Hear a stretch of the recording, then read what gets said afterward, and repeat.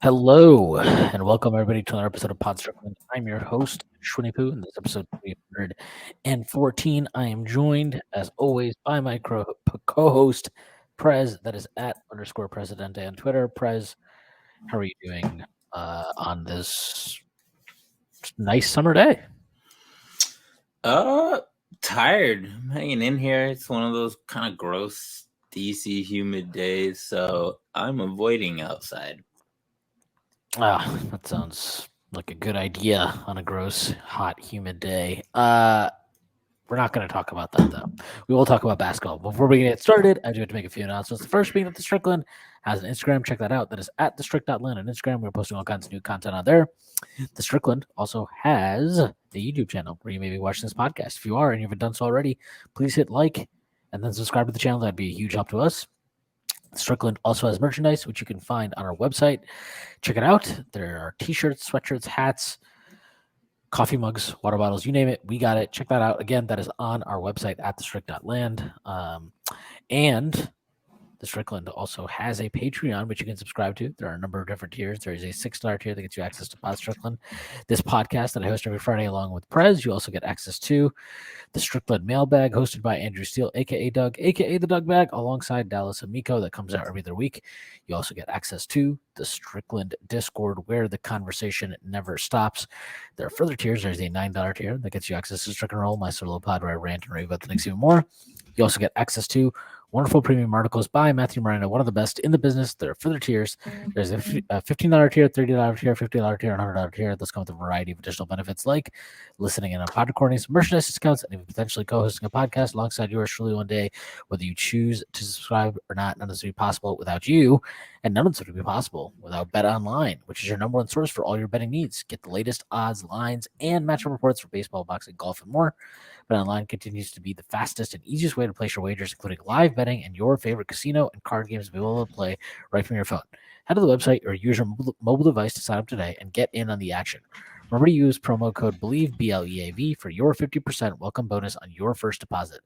BetOnline, where the game starts. The games are going on right now in Summer League, which I don't care about.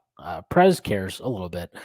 People care a lot bit. I am not one of those people, but they are ongoing. The Knicks have a game tonight against the fucking Magic or something. I don't know. They're playing at 8 on ESPN.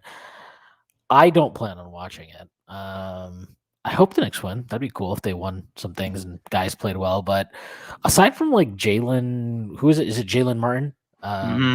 Yeah, aside from him, and then there's that big fucking Ukrainian motherfucker on the team. Those two, and then Jeffries. The rest of this team, I'm just like, yeah, pretty sure none of you guys are ever gonna do shit. But shout out Isaiah Roby, who apparently, has got a serious chance at getting the backup 4 minutes. Apparently, according to some stupid report from Michael Scotto that came out last week. Anyway, yeah, he has no chance. And I watched the other two games, not live, but I did watch them. And I'm pretty much watching solely for Jaylen Martin. Just unless Isaiah Roby played extremely well, which he did not. He's just not it. He's not going to be part of this rotation. And he doesn't have the kind of upside as a project for me to care that much. So literally the only person I care about is Jaylen Martin. So I'll check the Jaylen Martin minutes. Like you, I'm not watching live. I will check the Jaylen Martin minutes just to see how that goes, though. He's fun. I like him. I like what I've seen. I can I see the vision, get him a 3-point shot, and then I'm like, okay, I see it. That is the extent of my summer league thoughts. So I don't know if you wanted to leave some people with whatever you got out of it, but I am not the person to ask about anything related to summer league, unless you want to ask me how much do you hate summer league, in which case I could go on for a long time. In which case, please fast forward to the Patreon portion of this podcast. Here's my quick Summer League Jaylen Martin analysis, so we can just clip this, have it for Twitter, and then keep it moving. Like you said, Are he's you the gonna kind.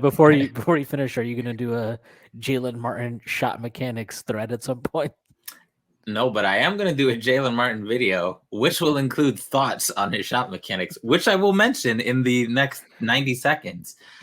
For because we joke, but like one of the more hilarious things to me that exists now in the NBA that, or not, I guess not so much in the NBA, but more in the world of like players trying to make it to the NBA.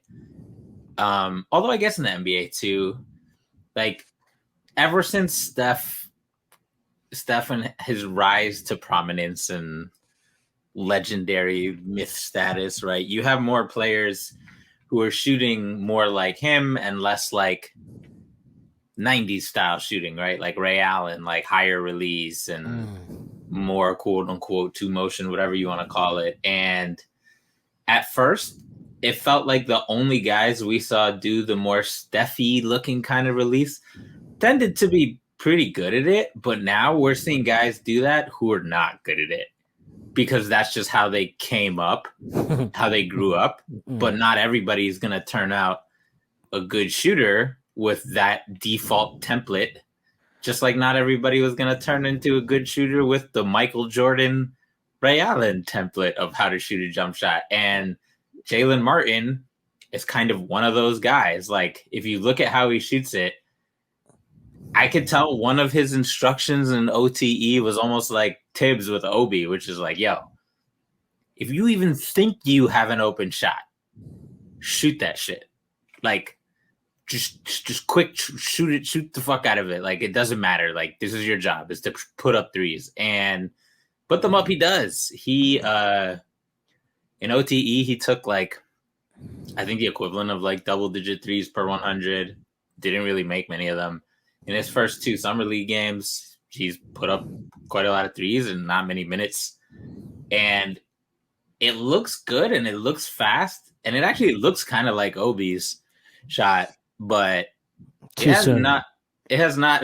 Yeah, rest in peace. And it has not gone in.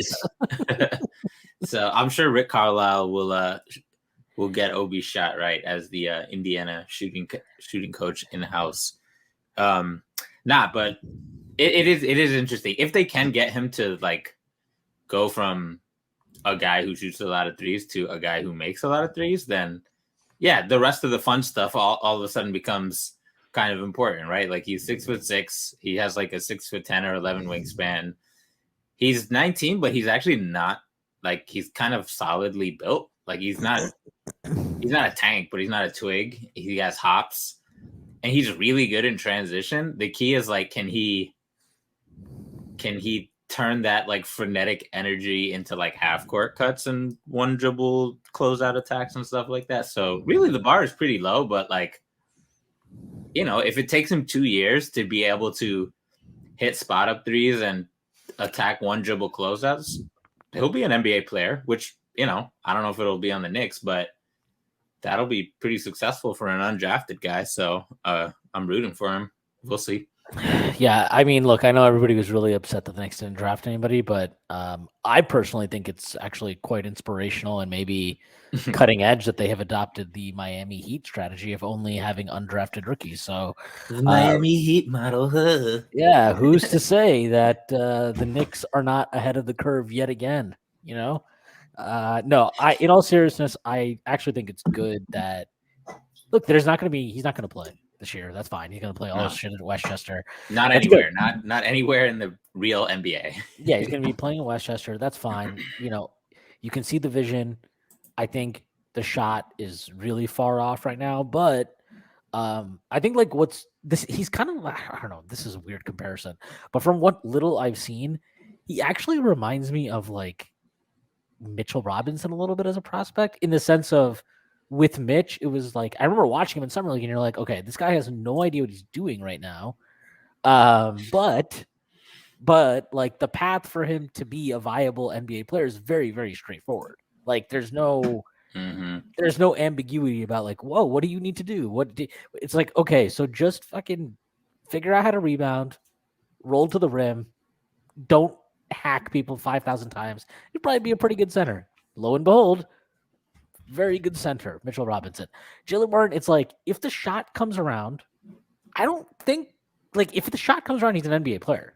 That's like basically what it is to me because forget like shot creation, all that stuff. If all he ever can do is shoot threes and attack closeouts, like he's got really, I don't want to say like 99th percentile athleticism because it's not that.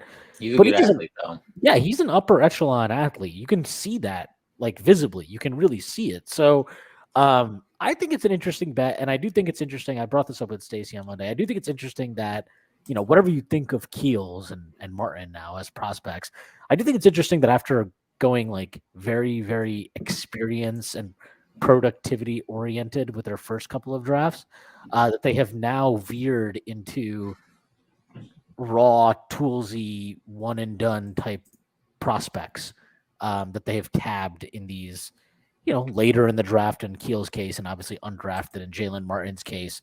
I do find that interesting. It does remind me a little bit of like, I think for a long time, correct, you're more of a baseball guy than me, but I think if I remember correctly, one of the things Billy Bean used to never do was draft like, 5-tool prospect out of high school.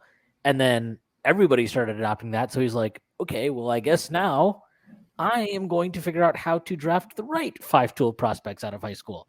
And I think the A's have done a good job with that, although apparently not good enough to It's land been a long time. It's been a long time since the Moneyball era. Let's put it that way. Yeah, it's but apparently not so good enough to find a permanent home in Vegas. Apparently, all right, enough random Moneyball and Jaylen Martin talk. But we have an interesting pod lined up. But I do want to talk about something before we get into that because it's just something I don't know. I don't really know what triggered this thought, but I was like, I was fucking on a hike this weekend, and I'm like, just thinking about shit. And it suddenly just dawned on me, like very like straightforward thought. But we talk a lot about the Knicks moving the margins and like, like offensive rebounding was the thing they found and winning the possession battle. And what a good move to get Josh Hart. What a good move to draft a guy like Quentin Grimes and Emmanuel Quickly, sixth man, and all this type of stuff. And all of it matters. All of it's important. I'm not trying to dismiss it as unimportant. Continuing to find ways to improve the margins is a significant part of what their job will entail moving forward. And to that end, obviously, we both liked the DiVincenzo signing. Some people don't like it as much as others, whatever. But the point is obviously figuring out like the guys that are rounding out your roster and playing more specific role-oriented tasks. Nailing those is important. But at the end of the day, and this is kind of where my thought went, I was just like, at the end of the day, all this shit is just shit that we talk about and we can debate and muse over. None of it matters unless RJ Barrett and Julius Randle hold up their end of the bargain. And Julius Randle obviously had a great regular season, all NBA regular season. He has not been able so far, and I understand the injury stuff and whatever. He's not been able to carry that over to the playoffs yet. Maybe that changes. RJ Barrett, I think people have often called him a Rorschach test. I think it's a lot simpler than that. When he's good, he looks really good. He looks like a prototypical NBA wing that can, he's not the most aesthetically pleasing with eye-popping jumpers or anything like that, but you see the vision. Okay, bully ball wing who can get into the lane, get into the paint, spray it out to shooters or finish at the rim and get to the free throw line a bunch and blah, blah, blah. Like you see the vision. But amid the vision, there's also periods where he plays terribly. And he's been an inconsistent player for over the course of his 4 years. He needs to iron that out. But like, I guess where I come down on it is there's just been a lot of conversation around like, what if the Knicks traded for this guy or traded for that guy? And I don't like those conversations are fine. I think people should have them and they're right to have them. But to me, it's just like, I guess why I thought of this is like we talk a lot about oh, well, if we can trade this guy and get this, but all we're really talking about is like upgrading these high usage players on our team. Slots. Right. Yeah. And so like I don't think the Knicks are unaware of that. And then my final thought, as I kind of rounded it out, was I am not, or I have not been a big fan of one OG Anunoby in Toronto. But my thought was this: forget the health stuff. Let's just assume he's going to be okay moving forward. If you are the Knicks and you think, man, in a year we will have Joel Embiid, or in 2 years we will have X superstar, whatever. I have been pretty vocal about my skepticism that OG Anunoby could be the third option on a winning team. And quite frankly, I'm a little worried that OG Anunoby seems to really crave like expanded usage in an offensive role. But that is neither here nor there. I guess what I'm asking is like, and look, we don't have, let's say we don't have our Nikola Jokic quite yet. But is OG Anunoby really worse as a third option than somebody like Aaron Gordon? Yeah, that's what I was going to get to. I didn't know where you were going with this hike nature inspired Walden-esque spiel. But yeah, so like I guess forget an actual name. Like if you assume you have two high powered scorers at the 1 and 2 slot, like what type of scoring numbers? I know the way in which you get the numbers actually is important, and you can't just dismiss that for purposes of Prez's annoying podcast hypotheticals from his couch. But like, I feel like for third options, like, some score more, a little more, some score less. The Nuggets are kind of funny because Gordon is like sort of the third option, but sometimes it's MPJ, right? It kind of depends on the series, but I feel like generally speaking, you're talking about an efficient-ish, I don't know, 17 to 23 points per game, right? Like, give or take. Does that sound about right? I know, like, I'm thinking, like, if you get, like, Chris Bosh comes up as a third option, Aaron Gordon / MPJ. On the Warriors, it was when they had Durant, the third option was Clay. When they didn't have Durant, the third option was, I mean, Dre sometimes had some high scoring games back then. Harrison Barnes, I don't like. On the Heat, the Heat are fraud, so whatever. I'm not even gonna talk about the Heat. Who are some other on the Bucks? It was Drew, who, yeah, he was like probably on. He was terrible. He was terrible in the playoffs. Yeah, he was he did not fulfill the high efficiency portion of this prototypical third option slot. So you could go back to like even. I mean, obviously he was an all-star, but no, he's great. Just that was his flaw. What I was going to say is like this guy was also a great all-star 20 and 10 player, but he was not that guy on championship teams, which was Chris Bosh. He was more of a role player, like offensively. Yeah. But he could, because he was so efficient, he could still like fill it up. Yeah. Chris Bosh, when I think of like third player on a championship team, I don't, for whatever reason, he just is the first person who comes to mind. Maybe because that was the first like quote unquote big three of my like adult basketball fandom life or whatever.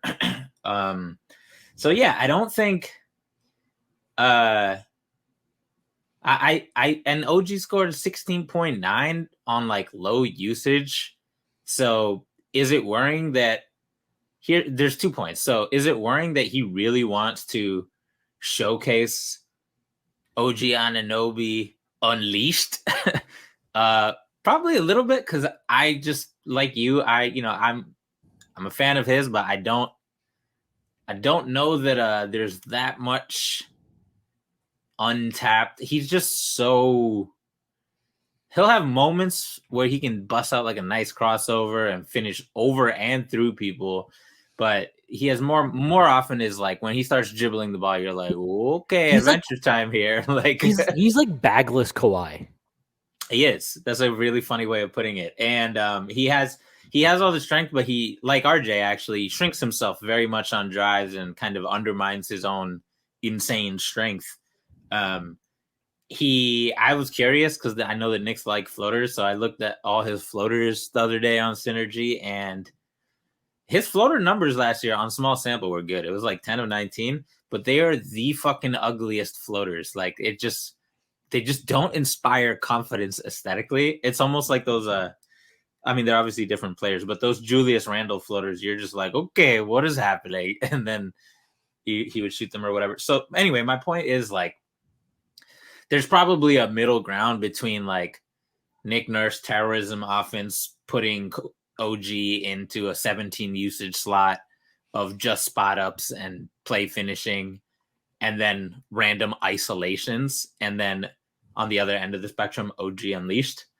And I suspect that OG, even with all his uncoordinated drives and very questionable finishing, if he was scoring 17 efficient points per game on like the strictest role player usage ever, he could probably get to 19 or 20 on a little bit more flexible usage, if not more than that. And I don't think that's really a crazy stretch for him, just because like his offense is always going to be based on, be like buoyed by him hitting spot ups at a good clip and him being a 6'8" guy who can jump, who's just going to get a lot of dunks and easy layups by virtue of his athleticism and just knowing how to cut and stuff like that. So in that sense, it is similar to Aaron Gordon, where it's like, all right, obviously Jokic changes the equation, but like they didn't really look for Aaron Gordon for creation. He was getting a lot of his points off cuts, off mismatch post ups, and just kind of slashing, like role player slashing.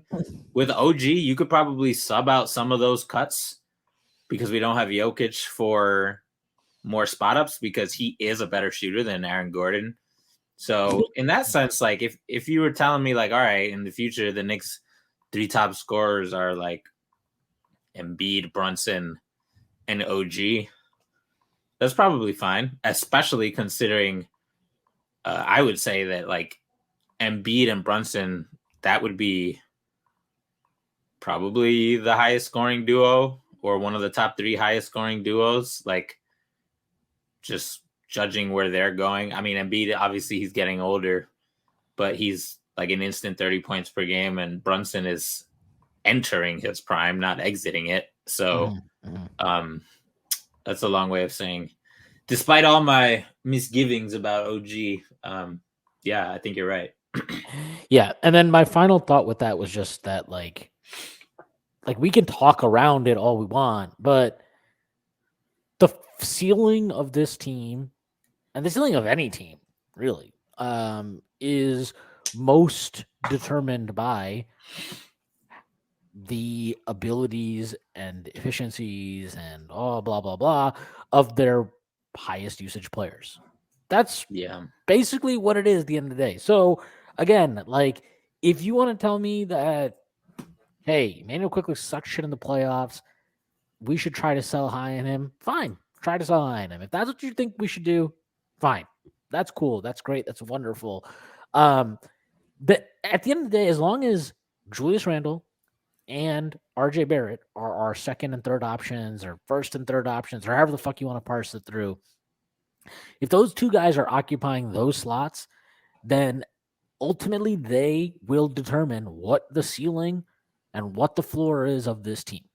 Because we have seen now when Julius Randle sucks shit for a season, this team probably is more closer to a play-in, low-end playoff team than anything else. And we've seen when Julius Randle has his shit together, they might be they've gotten the 4th seed and the 5 seed. And I'm not saying that's indicative. Like, I don't think they were the 4th best team in the Eastern Conference in 2021. Obviously, that bore out in the playoffs.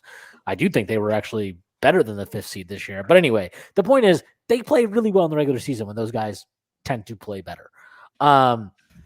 Especially in Julius's case. And I think it's relevant in RJ's case because there's a lot of reticence, understandably, to move on from him because he's 22 and blah, blah, blah, blah, blah. I get all that. We don't need to debate that and whatever. But if that's your choice, if that's ultimately what the Knicks choose to do, or not that it's obviously just their choice, you can't just move RJ to move RJ. You have to actually get something that's worthwhile. I get that.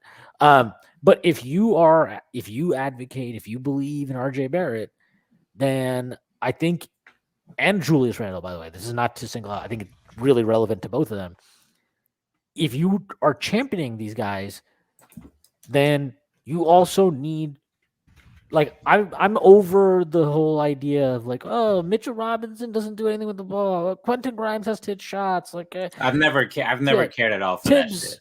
I've never cared at all for that shit. Tibbs isn't playing the right lineups and blah blah blah. Like, that's fine. We can sit here and I can talk about Tibbs and shit on him, and I can say, fuck, man, Josh Hart, make a three, be normal shooting from three, please. What the hell happened? I can say quickly, Grimes, these guys got to hit shots in the playoffs. All that shit is fine. But the ceiling and the floor of this team will depend on those dudes. And like, we can't have RJ Barrett have a shitty regular season like he did this year. We also can't afford to get into the playoffs and Julius Randle is a shell of himself. These things can't happen. And I think the team as constructed is good enough that neither of these players, if they are failing at this point moving forward, then it is on them. Like, I do not want to hear about, oh, the spacing isn't good enough. Okay, well, you want to know what might help the spacing? Is if RJ Barrett wasn't in the 25th percentile as a spot-up shooter. That might help the spacing. Like, that usually helps spacing. Like, you're a fucking wing. Shoot the ball at a reasonable clip. And it's not like he's taking, it's not, like, this is not a guy that teams are like, oh my God, like, fucking just close out on him. He's not taking hard threes. Yeah. These are not difficult spot up threes. These are threes that you need to cash in at a professional, proficient clip. And this is not a small sample size thing. He has been a garbage spot up shooter except for his sophomore year. You can look through the numbers. He has not been a good spot up shooter aside from his sophomore year. And on top of that, he's not one of these weird guys, because there are guys like this, this, Prez. There are weird guys that like aren't good at spot ups, but are really good off the dribble for whatever reason. They're just more comfortable shooting off the dribble. He's not one of those guys either.